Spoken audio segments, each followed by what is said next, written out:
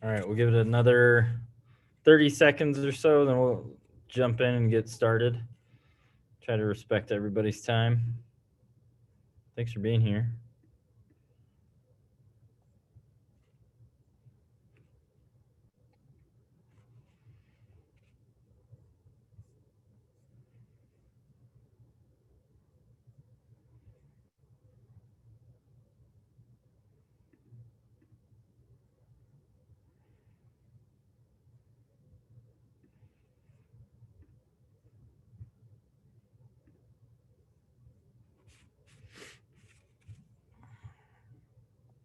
All right, champ, you're officially in charge of the waiting room.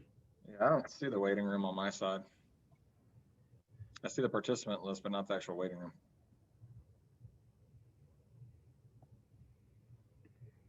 I've been letting most in, but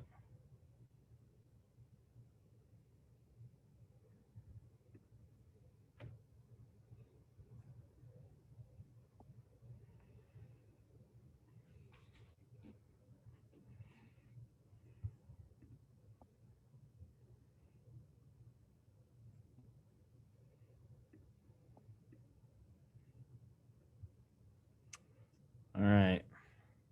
Can everybody hear me okay?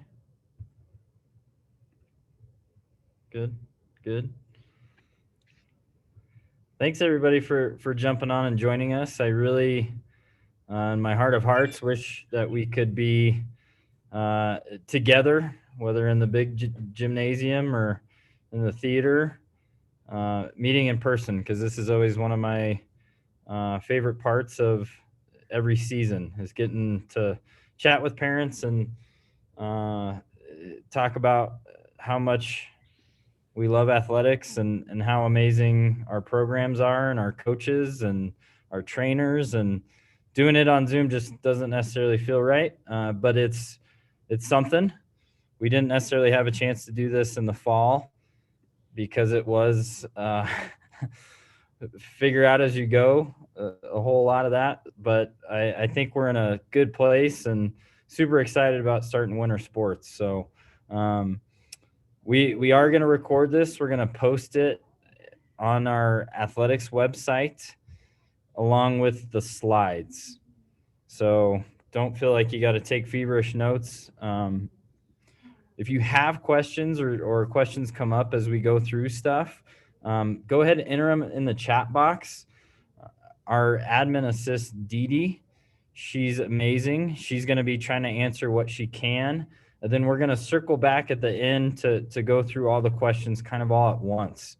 So we're going to ask that you stay muted throughout the presentation so we can allow us to get through stuff. A lot of your questions might come up in a future slide, and also a lot of questions might come up in the individual sports meeting with some of the individual variances that we'll have. So uh, that being said, we're going to kind of jump in. Can everybody see the slides okay at home, the screen that I'm sharing?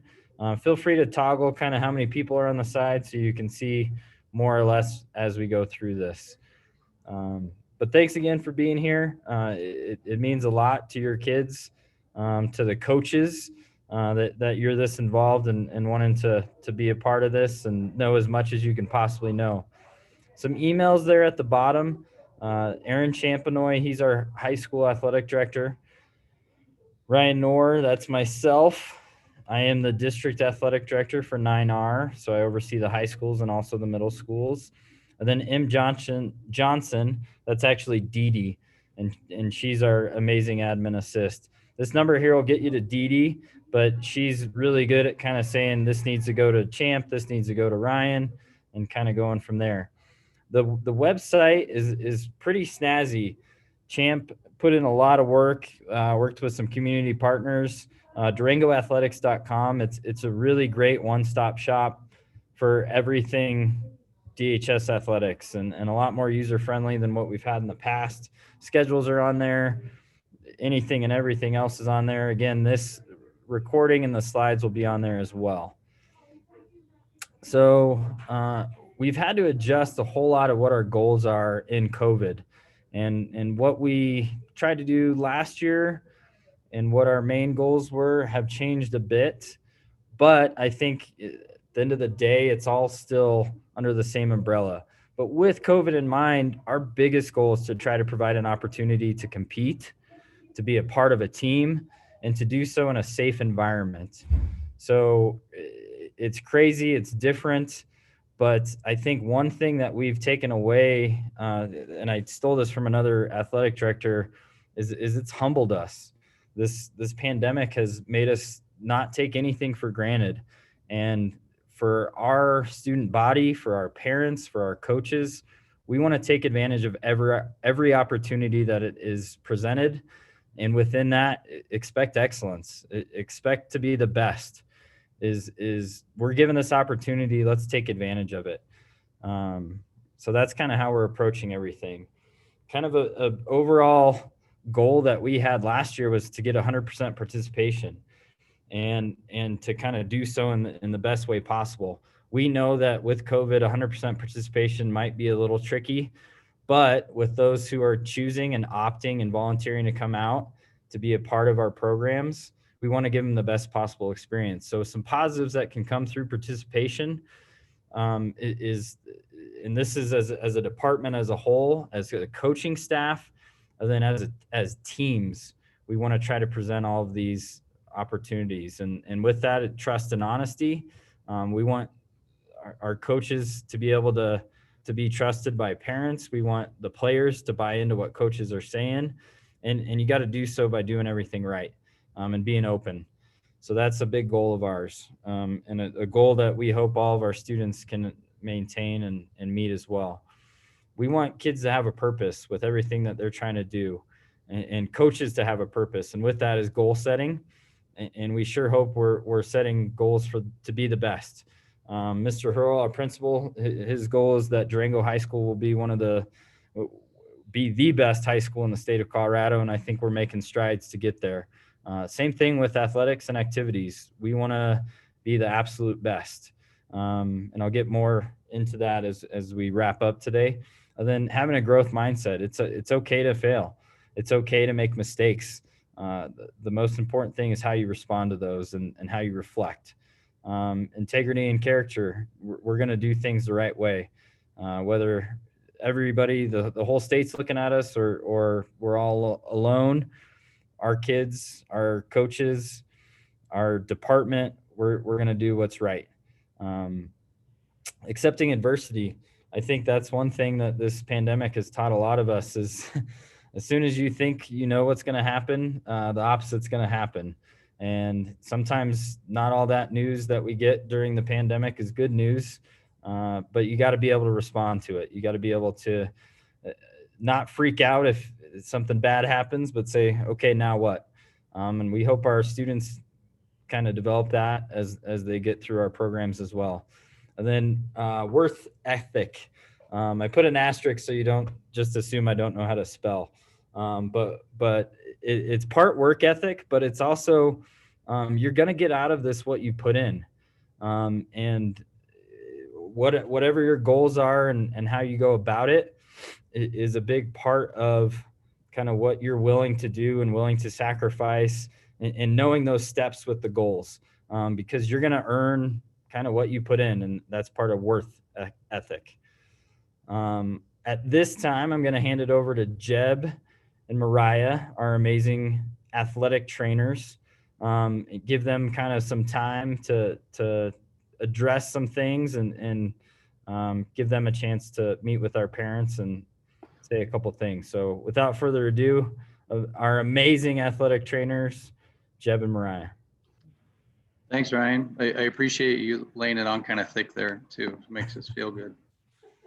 My name is Jeb Davis. I'm joined this year by a new colleague at Durango High School. Her name is Mariah Stewart.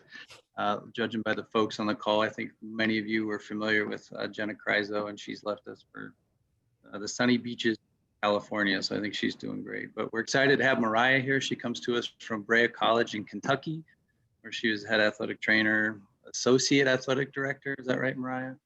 And she's Durango familiar. She's a Fort Lewis College graduate, former softball player. So we're really excited to have her. Mariah and I are here as part of a contract with Mercy Sports Medicine and Centura Health. We're here to look out for the safety of the student athletes at Durango High School. And so we're around. We're here for all practices, all competitions, and all the spaces in between. Anything health and wellness related, we're here to provide cursory evaluations, take care of the vast majority of musculoskeletal injuries that your kiddos may incur. And then beyond that, we're happy to help to coordinate the care and be case managers for anything that your kids could sustain during their participation in athletics. To that end, we're pretty dialed into the community. We've got a lot of community partners that we've got immediate access to. And so any healthcare discipline in town, we've got a great relationship with somebody, and we're able to use our position at Durango High School to take care of your kids. Safety is our #1 priority. We have a lot of systems of care in place to make sure that kids are safe. While we understand injuries are a part of regular sport participation, we prefer that we never see an injury, so we dedicate a lot of our efforts to prevention. Along those lines, we take concussions pretty seriously, and we have a lot of systems of care in place to make sure that we're handling those things appropriately. Each of your kids will go through a baseline impact test, which is just a computer-based neurocognitive exam that'll help us in the event that they do sustain a head injury as the season unfolds. And then to that end, we've got a fantastic concussion care team at Durango High School. And then we've got some professionals in town that we utilize that are dedicated specifically to this injury. This year is going to look a little bit different. We've got an athletic training clinic on campus, and usually kind of a fun place for the kids. We've got a lot of access to it, but we'll be limiting that access somewhat this year just with COVID concerns. So Mariah and I will be here, but we're going to limit the care to one-on-one care. So there'll only be 4 of us in here at any one time. That doesn't mean we can't take care of everything. We're just gonna have to kind of adjust what's happening. Each day that the kids come to practice and or game, we'll do a COVID check for them. So we'll provide a temperature check, and then we'll just check in across the symptoms of COVID as we understand them from the CDC. It's a pretty simple little process. Kids just step up to a touchless thermometer. There's a form on there that spells out all the potential signs and symptoms, and they just simply give us a yes, no answer on all those, and then we log it on a daily basis. And that's it right there. Just step up to that. We affectionately call that AT3PO. In addition to that, we work with some local orthopedic surgeons. So on a weekly basis, we have access to Dr. Matt Smith from Mercy Orthopedics, and then Dr. Hammond from Animas Orthopedic Associates. So should your kids incur an injury that we think necessitates referral, we can facilitate that here on campus so they can get a doc visit close to home, and it doesn't cost anything, and it kind of gets the ball rolling for anything more serious. And then this year, the last thing I'll kind of talk about is that with you wrestlers, you wrestling parents out there, we have a decided skin condition protocol that we engage every single wrestling season. It just has to do with basic hygiene principles. And then kids are showering and how they kind of navigate the locker rooms. That's going to be all different this year. Obviously, they're not going to be able to use the locker rooms or the showers. Coach Finiseth, Coach Woodworth have a pretty good grasp of this. So we're going to kind of defer some of this protocol to you all as parents and ask that you be pretty vigilant in terms of watching for any unusual lesions or things that, you know, can pop up during a wrestling season. We'll certainly be happy to manage all of those things as usual, but it's important we get early recognition of anything skin disease related, so we can, 1, make sure it doesn't spread throughout the team, and 2, there's a decided amount of protocol that we have to engage in from a CHASA perspective to keep them wrestling safely. Other than that, we're here. We are happy to help your kids in any facet of what they're about to engage in. This is something that both Mariah and I really enjoy. And we're excited, uniquely excited to see kids in the gym spaces and all the places in between this year. Please jot down our contact information, cell phones and emails. Feel free, call, text, FaceTime. Some kids are Facebook messaging me. I didn't even know that was a thing, but I'm happy to facilitate any sort of contact. And we kind of have an adage here that's contact early and contact often. So anything that you need, please just reach out. We're happy to help. Ryan, would you be okay if I just took, if there are any questions, if I just took those real quick? Yeah. Before I scoot off to the daycare. So with that, any questions of anybody? I don't see anything in the chat. Could open it up. I see Mason on there. Mason, do you have questions? It's actually Greg. Sorry, I just Oh. computer. Okay. With that, if you do have questions, if they arise later, please be in touch with one of us, and looking very forward to the season. Thanks, Jeb. I don't feel odd saying this or like I'm fluffing anybody's pillow. Jeb really is one of the best in the biz. Mariah's new to the team, and we've been amazed so far and can't wait to work with her. But Jeb really is, he takes care of kids and he has a good time doing it, meaning he's passionate. He's in it for all the right reasons and loves everything DHS and everything that our kids bring to the table and the relationships as well. So thanks, Jeb. Appreciate you guys. We're lucky to have you. I'm going to hand it over to Champ. He's going to get into some of the unique things that we've had to adopt with COVID in mind. So, Champ. Hey guys, thanks for joining us again this afternoon.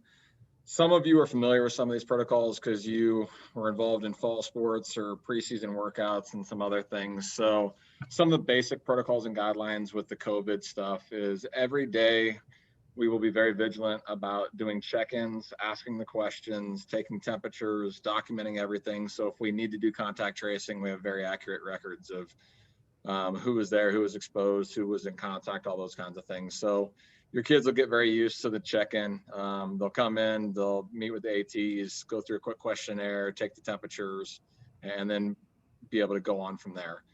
With the winter sports, especially because we're moving inside for wrestling and basketball and swimming, there are some different mask rules that are going to be in place. But in general, I think most of us at least are very familiar with the importance of the masks and how it works as far as both parties or all parties wearing it and how much that cuts down on possible transmission rates. You know, I think we've all seen the graphics of one person wearing it, the other person wearing it, both people wearing it, and the amount that it goes down for that. And we just want to make sure that we're doing everything we possibly can to minimize any risk factors to our kids, our coaches, the kids possibly bring anything back home to families, all that kind of stuff. And I think we saw in the fall with softball and cross country and tennis and golf and football, how well it actually went at the school and how few things we had happen on the athletic stage. So we're doing everything we possibly can. Things continue to change pretty quickly, so we'll change with it whenever we need to. But we just need to make sure everybody's on the same page with that. If there are any minor symptoms, there's any concerns at all, any questions at all, take the precautions and keep your kids home if that happens, just until you know for sure. You know, so just make sure that you're doing your part there. Parent communications and notifications are going to be huge. So if you do have a kid who's got a minor symptom and you're not sure, reach out to one of the athletic trainers, reach out to the coach, let us know what's going on, and we can help you with that. I think we'll always err on the side of caution and tell you, well, why don't we just stay home today and make sure, and if that goes away the next day, then we're good and we come back. But we can monitor that as we go through.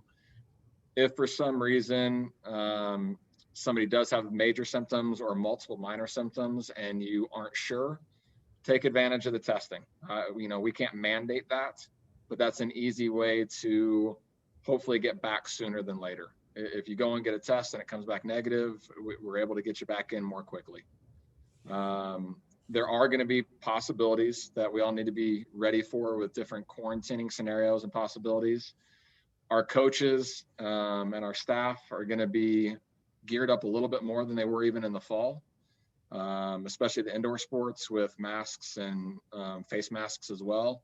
So that way we don't have to shut everything down. If a coach comes into contact with somebody, that should allow us most of the time to be able to keep the coach going and the team going and just be able to quarantine the person affected or anybody else that was in close contact, but keep more people involved. So we're going to do everything we can with that. Coaches and the athletic trainers and myself and Ryan are trying to do everything they can to keep groups of kids potted together whenever possible. So again, if we do have a case, we know who's involved. We don't have to shut down the entire program, hopefully. And most of that's going to be kind of naturally grouped between the levels that the kids make, especially with like basketball, with a varsity team, a JV team, if there's a developmental team, so on and so forth. But all of us have learned a lot since last spring, and things are going to continue to change and evolve, and we're going to change with it whenever we need to. And just going back to what Jeb had already said, our number one concern is trying to keep the kids as safe as possible, but give them the opportunities to be involved in the activities that they love, the activities that keep them engaged, and going. And, I think all of us know that it helps them just do better in school as well. So we're going to do everything we can to make sure we can move forward. Some of the other protocols and guidelines that we have in place as a district is our overnight travel is still not approved by the district, and that's the same that it's been since we kind of got started back on things. So we will take care of postseason, like what we did with fall sports as far as overnight travel, but during the season, we won't be sanctioning any overnight travel from our side of things. We'll get a little more detail as far as that goes later on when we talk about transportation. Sanitation has been huge. Our building engineer and our custodial staff has done everything they possibly can to keep the building as safe as possible, and they're continuing to learn new methods and new protocols to keep the building as safe as possible. We'll be putting into place some more sanitation, especially within the gym and the wrestling room, and some places like that, of keeping the floor clean. We won't have bleachers out most of the time, having water spots kind of assigned for the kids so that they're not coming into these big groups for water breaks. Just to kind of go with that. There's going to be a lot of sport specific things with the CHSAA variances, and most of you should learn more about that when you get into your sport specific meetings with your coaches. But those variances have been approved for winter sports. They're very specific right now per sport, and we're going to have to do what we need to do to follow those rules to make sure that we can continue to have seasons. And as we learned with football and the other fall sports, it's a battle of attrition sometimes, and just being able to stay clean and have a team available to play sometimes is half the battle. So we're going to do everything we can to make sure that those kids are having those opportunities.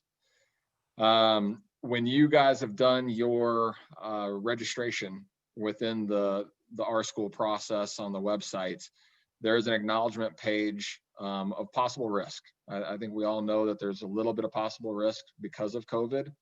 And when you sign off on the registration, you sign off that you know the risks. So just kind of be aware of that when you're doing your student athlete registration. Currently, with the current levels, pretty much everywhere in the four corners, there's going to be no spectators allowed at events. So we're going to stream everything that we possibly can and get it out so parents are able to watch their kids play, and hopefully relatives from other areas can do it as well. In the main gym, we already have it set up. We're working on some things to get the auxiliary gym set up for streaming as well. We'll see what we can do about swimming. I think ski racing is going to be a little bit different scenario, but like for our home wrestling duels and meets, we'll have that streamed just like basketball. To just try to give everybody the opportunity to watch the kids. And again, protocols are going to continue to evolve. We'll do what we can with it as our levels change, and hopefully they continue to get better as we get through the winter and into spring. So we'll do what we can as we move forward. Behavior and grade expectations. This is a standard that's not going to change. We want all of our kids, our student athletes, they're held to a little bit higher standard. And that's just kind of the norm for our student athletes, and most of them do a spectacular job with that. We have to remember that participation is a privilege and it's not a right. So you have to earn that privilege of keeping your grades up, staying out of trouble, all that kind of thing. It's extremely important, especially with the scenarios that are going on right now, that our students and our families have very good communication with our teachers. If they're going to be missing due to events, that they communicate to them early so they can take the proper steps to not get behind. We're going to continue to do our normal weekly and semester eligibility. We will pull grades on Monday afternoons. We'll talk about that, I think, on the next slide a little bit more. And more than anything, like Ryan talked about, we want high moral character. We want our student athletes to kind of be the example for everybody else. And that's something that our coaches, I think, do a really good job of expecting. And, you know, it starts at the top with Ryan and myself and trickles down to our coaches and our assistant coaches and down to our student athletes. So we've been pretty proud of our kids this year and every year, but especially with the extra things that have been put on the student athlete's shoulders and how to handle it. They've done a great job of just dealing with the situation and adjusting and representing us at the best level possible. Code of conduct. This is all part of your registration. When you sign off on the registration, that you know the code of conduct. It hasn't changed much. There's a few little tweaks here and there. It outlines the behaviors that may result, the consequences that can come with it within the school or the team. Our student athletes are held to a higher standard, like we talked about. So if something happens outside of school and we get wind of it, then we have to take care of it as well. So just know that our student athletes are representing the school, not just when they're on the court or the wrestling mat or the hill, but also, you know, when they're out in the community. I think our community knows pretty quickly what kids are involved in basketball or football or volleyball or all of our different sports. So we just have to do a good job of how we represent ourselves. The different things vary from conduct unbecoming, which kind of is a catch-all for certain things, as well as harassment and bullying, which there's zero tolerance with, and then to our drug and alcohol violations. The consequences are going to range from possible suspensions of meets to interventions and education to loss of an entire season. And luckily we haven't really had to go there much. So again, that's a credit to our kids and our families, and hopefully we don't have to this winter either. The out of building competition and club policy has changed a little bit, where we're going to be a little bit more flexible because of COVID and because of things that are going on. So some of our typical rules are on hold right now. If you plan on doing club competition or an outside competition along with things, the most important thing is just communicate to your coach. Make sure everybody's on the same page, make sure that everybody knows what's going on. And then it's up to the coach to decide how to handle that. If you as parents and families aren't getting answers that you want from the coach, or you don't agree with what's going on, then you can bring it to myself first, and then we can go to Ryan from there. 95% of the time, if not more, it's a very simple discussion between the coach and the families, and things are taken care of. The CHSAA forms and the out of school forms still do need to be submitted, even though some of the rules are on hold. If you are going to compete with a club or an out of building competition, we still need those forms submitted, and those are on the CHSAA website. Multi-sport athletes. This is a little bit different than normal, where normally we encourage the multi-sport athletes as much as possible. This year, we're kind of going a little bit against that, where we don't want to cross too many cohorts and too many out of building things when possible. So we're really trying to have you focus on one thing. I know there's a couple people or one person that had asked about skiing and basketball. First of all, that'd be difficult, especially if you're a varsity athlete for either one. But secondly, it's just kind of cross-contaminating some of those things. So again, talk to your coaches. You got to meet the expectations of both of them. And at the end of the day, you still have to have a primary one that takes precedence if there's a conflict. So to finish with that, same thing as normal. Preseason training does not interfere with in-season practice or competition. So say you're a volleyball player and a basketball player, basketball postseason will take precedence over preseason for volleyball. And that's just part of your commitment to your team to finish out the first season that you're in before you move on to the next. I realize this slide is a little ambiguous. This is mainly for within season multi-sport athletes. So within season B, students trying to do multiple sports. We want multi-sport athletes throughout the year, but not necessarily in season during COVID. Yeah. So good clarification. Like I said, it was mainly like somebody that would want to ski and play basketball at the same time, and not necessarily like the volleyball basketball player. Just the in-season one needs to take precedence. Attendance at practice. I think this is a big one as a coach myself. For coaches to be able to plan and have a successful season, if you try out and you commit to the team, you need to be at practice whenever possible. Again, if you have symptoms and health issues, obviously communicate it, and we always want to do what's best with that. But you shouldn't just be missing practice to miss practice.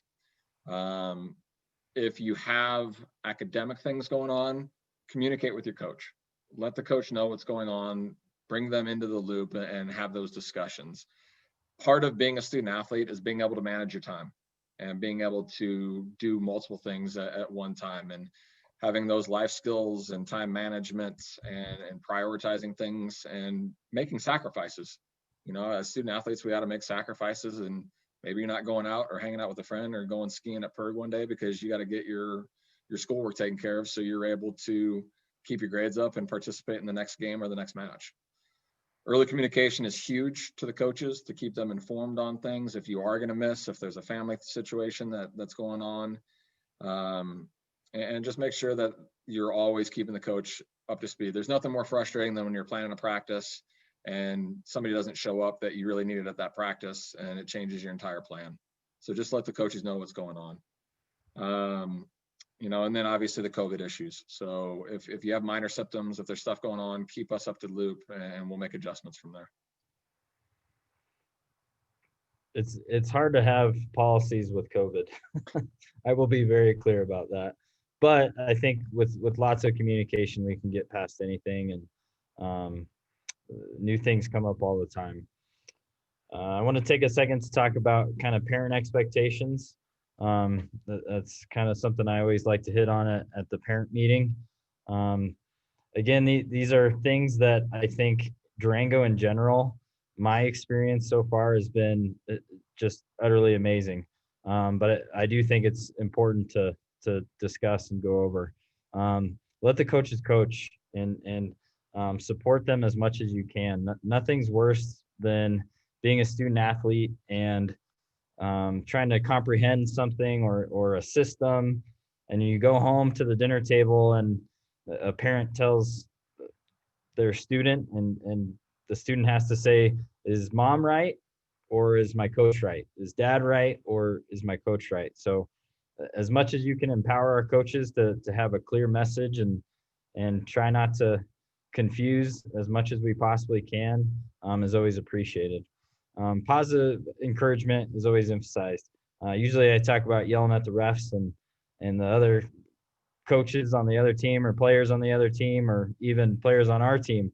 But without spectators, it'll look a little different. But I still think it's important that we try to keep it positive. A lot of studies show that when you're negative and you don't have positive things to say, it doesn't always land, it doesn't always hit home. So I think just framing everything in a positive way is always helpful. Please support your sons, your daughters, your students in communicating with the coach. An example I always like to use is when they leave your house and they're at college, you might shoot an email to the professor, but especially when they're out in the job force and working, you're probably not going to confront their boss. So one thing that sports and athletics does is it allows students to practice advocating for themselves. It allows them to practice trying to get reasons why they're not reaching their goals, or what they want out of practice. So, or games. Try to allow your athletes and encourage your athletes to have those conversations before you do. Don't undercut that opportunity for them to have those conversations. We have a 24-hour rule with communicating with a coach, especially after a loss or even sometimes I've seen after big wins. Sometimes emotions are high, whether it's from the parent, from the player, from a coach.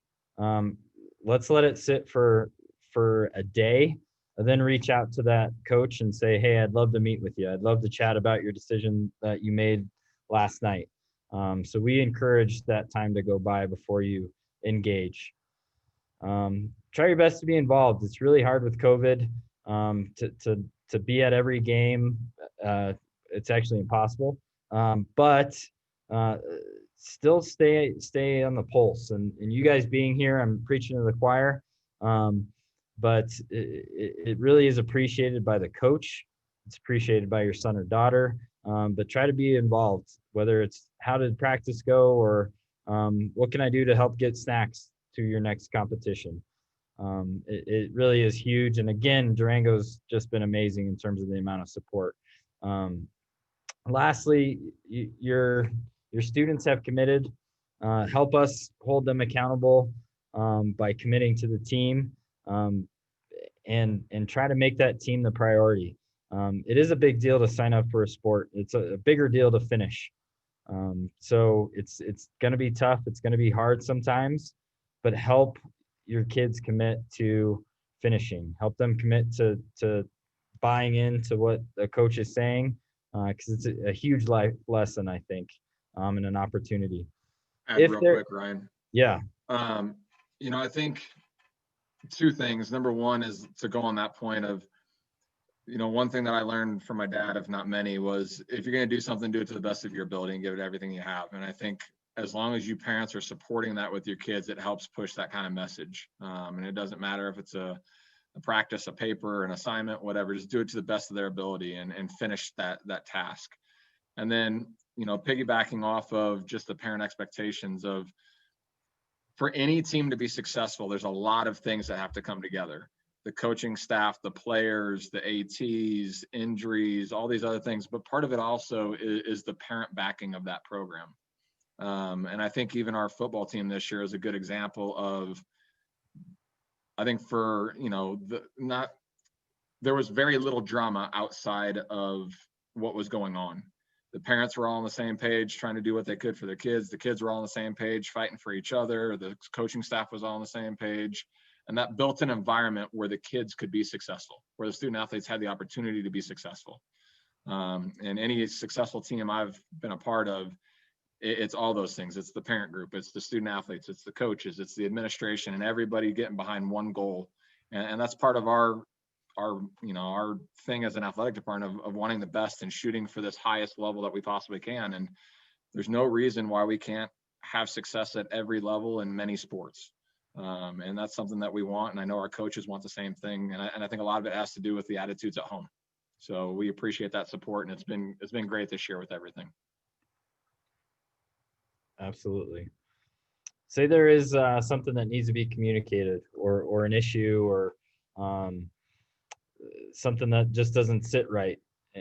And by no means do we want you to stew on it. I think communication has to take place to give us a chance to address it, and give us a chance to either make it right or come to peace with it. So again, start with your student athlete. Why is this happening? Sometimes a lot of parents like to jump to principal. So I think it's helpful to actually get to the bottom of this, and healthy to start with the athlete.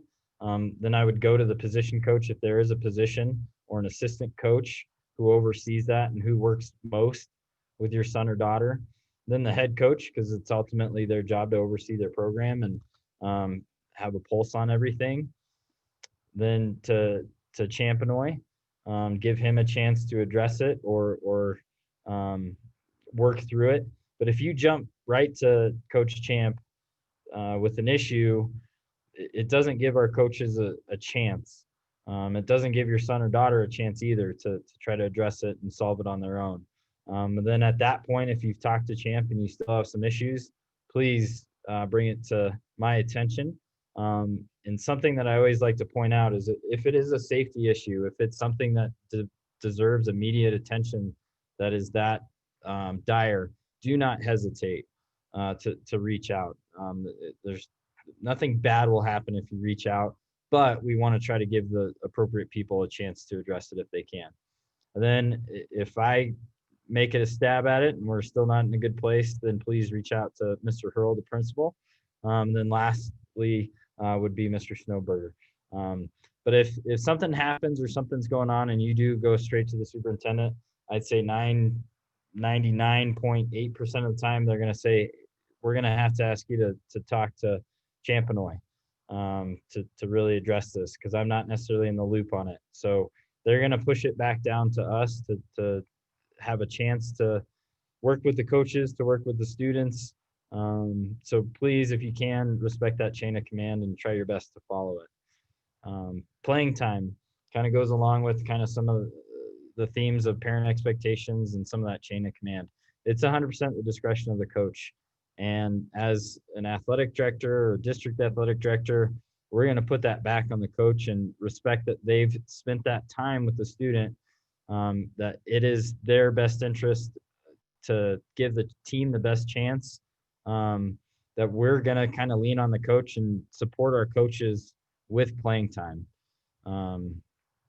Again, students should inquire first. They should be having that conversation with the coach as much as possible. It should be fair.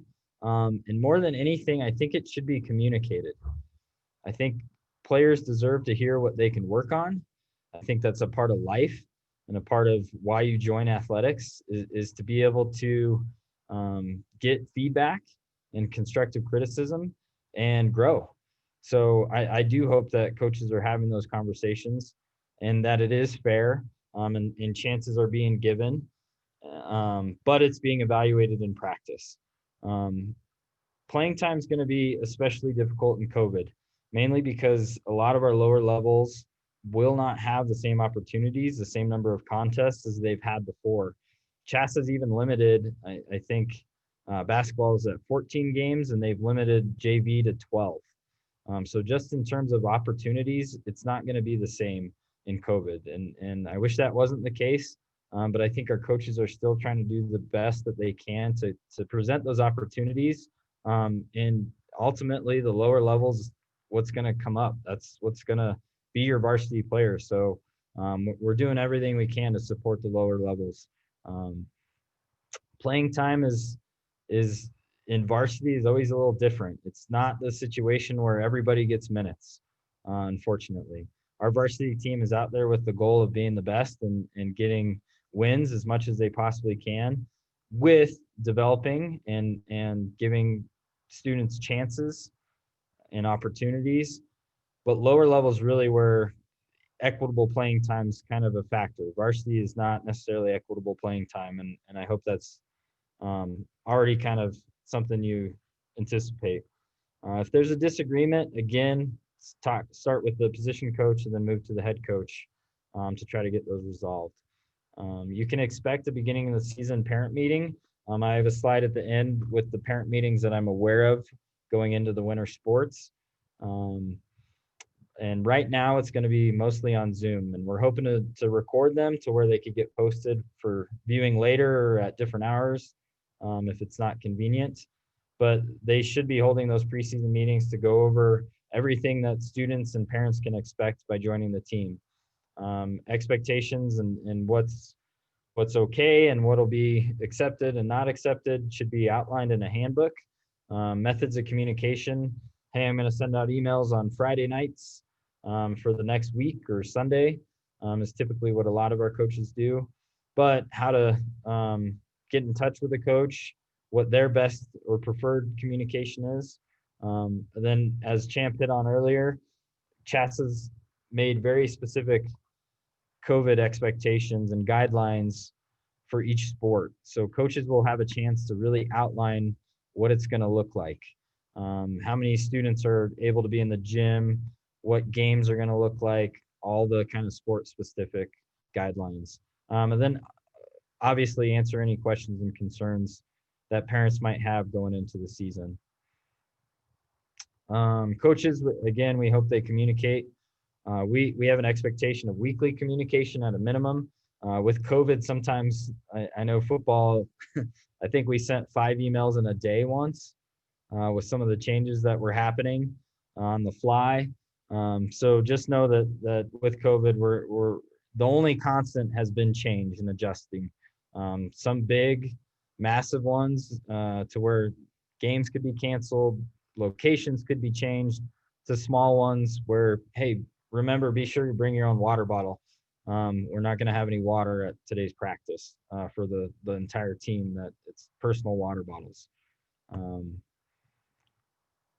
going to hand it over to Champ for clearance. All right, so going through our registration process and being cleared to practice and really even cleared to try out. Number one, we got to finish the registration and complete the registration online. On the DurangoAthletics.com website, On the top bar of it, when you go to more, pull down and you'll have the registration tab, and that'll take you straight to the registration website to be able to take care of all that. Within that registration process, you do still have to have an up-to-date physical. You have to make sure that the baseline testing gets done. Our baseline testing for winter sports will happen during the first week of practice. It'll happen next week when we have people back around. I've already talked to Jeb and to Mariah about that. We'll do it in smaller groups than we normally do in the computer labs, but we'll get through that. And that is all freshmen, juniors, and transfers will need to do a baseline test. And then lastly, is making sure that your fees are paid. Usually we have a little bit of wiggle room where, okay, you can practice or try out without the fees, but you're never able to participate in any games until the fees are paid. If any of you are free or reduced lunch and you're still getting requests for the fees, all you need to do is contact Dee Dee Johnson and just let her know the situation, and she can take care of that for you guys. We don't always know what kids are on that program and what are, and who aren't. So just let us know and we'll take care of that. But we got to make sure we get through that process of the registration, have your current physical, and those are current 365 from the day of the exam. Some of you may have some from last year that'll expire during mid-season. Please plan ahead. So if that's the case, you have one ready to go. So a student athlete doesn't have to sit out because your physical is not current. Weekly eligibility, like I briefly touched on earlier, we're going to do our grade checks on Monday afternoons. And the same rules apply. So like we talked about before, athletics is a privilege, academics, the code of conduct, attendance can all impact your eligibility. Some coaches have certain rules where if you miss X number of practices unexcused or even one, that can affect playing time. That's within the coach's right within their handbook, as long as that's communicated ahead of time. Attendance at every practice, obviously. Attendance in classes. Hopefully we'll get back here soon to in person, but make sure you're doing that. The classroom attendance is going to look a little bit different because of COVID has just changed things, but it's in the best interest of the student athlete to be at class every day. It helps with their grades, it helps with their understanding, it helps with their learning process, and that just takes care of it. For the grades, when the grade checks come out on Monday, if a student has an F, they're ineligible until the following grade check is our normal protocol. We've worked with students a little bit because of remote learning and blended learning and everything else. So if they are able to raise those grades sooner, we've worked with them a little bit. D's, if you get a D on the grade check, you're able to get that grade changed up until a competition. So the deal with D's is you can't miss any school if you have a D. So if they're able to raise that D up before the team would leave, they're able to go without missing anything. This is another good opportunity for athletes to communicate with their teachers and their coaches and self-advocate. And this is one of those learning lessons that they can have. So it's up to the student athlete to do that. It's not my job or Ryan's job to reach out to a teacher and ask, well, what's this kid's grade? Why are they failing? That's up to the student athlete, and they need to advocate for themselves. If something happens where they do get a D, it's also up to the student athlete to let myself know or Ryan know that the grade has changed and they pulled it up in time. And we're not going to constantly call the teacher and put ourselves in the middle of that. That's a communication between the student athlete and the teacher. Like I talked about, we'll give the opportunity to pull a grade up by Thursdays instead of the entire week. So hopefully that allows students to not miss a Friday, Saturday competition if they're able to pull grades up. But the student athlete must communicate that with the athletic office. And we will continue to pull these grades and make sure that kids are eligible, and that keeps them on track for graduation and not getting behind in class. And I think that's a great tool of athletics in general. Semester eligibility, the previous semester grades carry over. So for winter sports, the grades that are going to be coming out here after finals will carry over to their season. If a student finishes the previous semester with one or more Fs or an incomplete or a no credit, they're ineligible for the next season. That being said, the regain date this year for winter sports is extremely friendly, where the regain date is on January 25th. So when the regain game comes up and we pull grades on that Monday, the student athlete that had an F, an NC, or an incomplete from the previous semester cannot have any Fs on that day of grade pool. If they have an F on the day of grade pool on the regain date, they are ineligible for the rest of that season. Transportation. We talked a little bit about it where there's no overnight travel from the district, but we do understand that some families are going to elect to transport themselves. And that falls on the family and not so much on us. So that's up to you. If that is the case, we request that any family that's going to do that fills out the correct forms on our website. There will be a new updated one just for winter sports put on there today or tomorrow. So you'll be able to find that form within links on the website. The link is also on this presentation, and it allows you to be able to say, this child is going with this adult to this game and we'll meet the team there. And it takes care of that. So that, again, we just know where everybody is at all times, but you'll want to make sure that you're communicating all those things with your coach as well.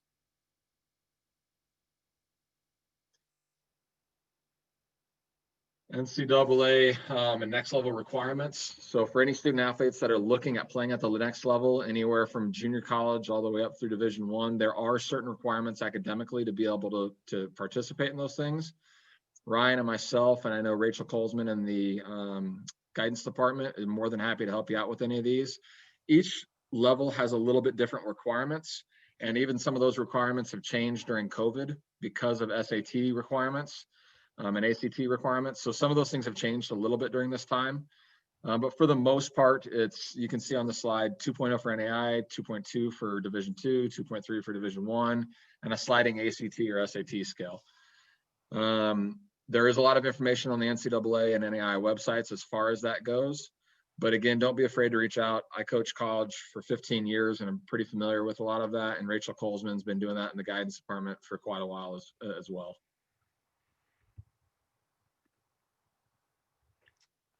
So absolutely our goal is to be the very best, to be in the best in the state, to be the best in 4A or 3A, depending on kind of what sport you're looking at. But our coaches are preparing athletes and themselves to be the absolute best. And that's kind of what we're ultimately going for. With that is we want to have the best students possible, who then become the best community members in Durango. So yes, we're looking for championships, but we're also looking for the best human beings as well. You walk around the hallways of Durango High School in a non-COVID year, maybe you go through the Zooms in a COVID year or our remote platforms, we have the best students. And I can't stress that enough. Kind of from what I've seen being in other parts of the state, we have the best character, the best supports with parents. They're resilient, they're tough, and there isn't a reason why we can't be successful in everything that we aim to do.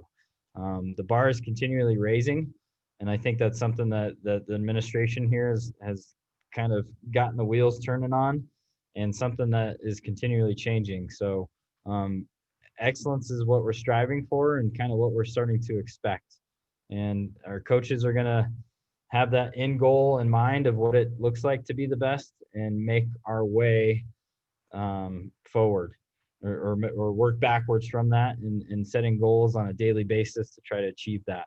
So know that that's absolutely what we're going for. Our students, I think, one of the best things with athletics is the work ethic ethic that comes from it, and them realizing if I want to set a goal, then that means I want to do all the small things that it takes to get there. And you can do that if you're willing to do that. You can if you will. If you're willing to put all those things on the line, you're absolutely going to achieve it. And know that our goals are at the top, and we're working our way to do that. Our office and our administrative team, we're here to support the coaches. We're here to support the parents and ultimately the students. I can't think of one coach that got into this gig not loving what they do to the point where they turned it into their career for a lot of our coaches. So we're absolutely here to support you. Don't hesitate to reach out. Don't hesitate to communicate throughout this. And we're figuring everything out as we go. COVID's tricky. COVID is crazy, but I think we had a lot of success in the fall with all of our sports, especially with transmissions being none. We have some amazing people working with your kids. So I can't thank our coaches enough. And obviously the parent support has been unbelievable and unreal. But please reach out if we can help you with absolutely anything. I want to point out where the other B season sports, the winter season sports are meeting. Girls basketball is going to be meeting, I believe, at 4:15 following this. Boys basketball, coach just sent me in the chat. To everybody, he posted the Zoom link. Tomorrow, 7:15. 7:15. Yes. I mixed you up with Tim. Okay, 7:15. I'll change that on the slide. Wrestling, Robert, are you on? Josh, are you on? Have you guys set a time yet? Leah or Joyner, are you guys on for a time and date for skiing and girls swimming? We will update the website as we get that information and get it posted not only in the slideshow but also there. So at this time, I'd love to open it up if there's any general questions or specific questions that we might be able to help you guys out with. Real quick before that, again, please utilize the new website. We're going to try to keep that as updated as possible with schedules and information. A lot of the stuff can be found there if it's not within your specific weekly communication from your coach. And then talking about the excellence again, I mean, I think if you look at the student athletes that are going on to excellent futures, whether it's athletic or academic, we've got kids that I think are going to be accepted to West Point and the Air Force Academy this year. We've got kids that are going on to play Division I, Division II, and other levels of athletics. We've got kids going to Colorado School of Mines. We've got kids that are going on to do some pretty special stuff academically and athletically. And I think that's a testament to our kids, our families, and our coaches. So we'd love to keep that success rolling. And it's been fun to be a part of, and I think it's just going to get bigger and better from here. So open it up for questions.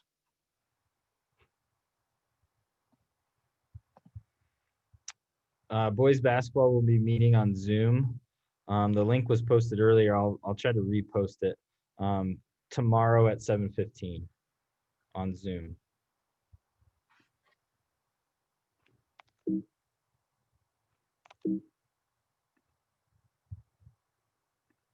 Any other questions? Oops. That was a math slide that I almost put in.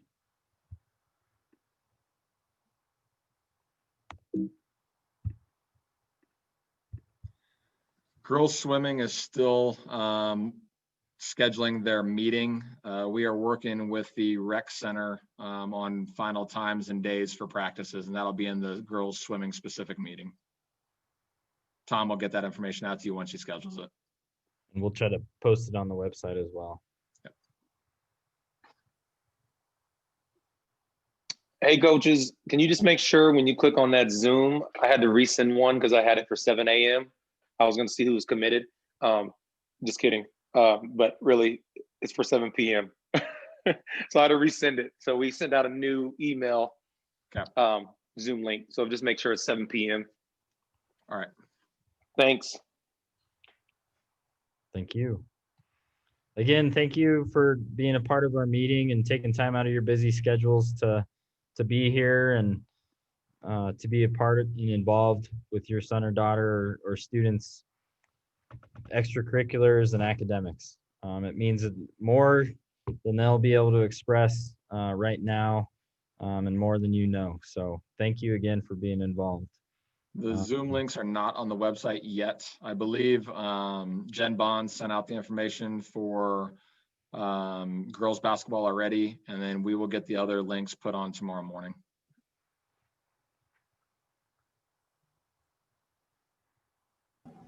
If any of the parents on here didn't receive an email for girls basketball or boys basketball or from your coach, will you email me so I can make sure that you're on their list? I have several that haven't, so. Or even throw it in the chat.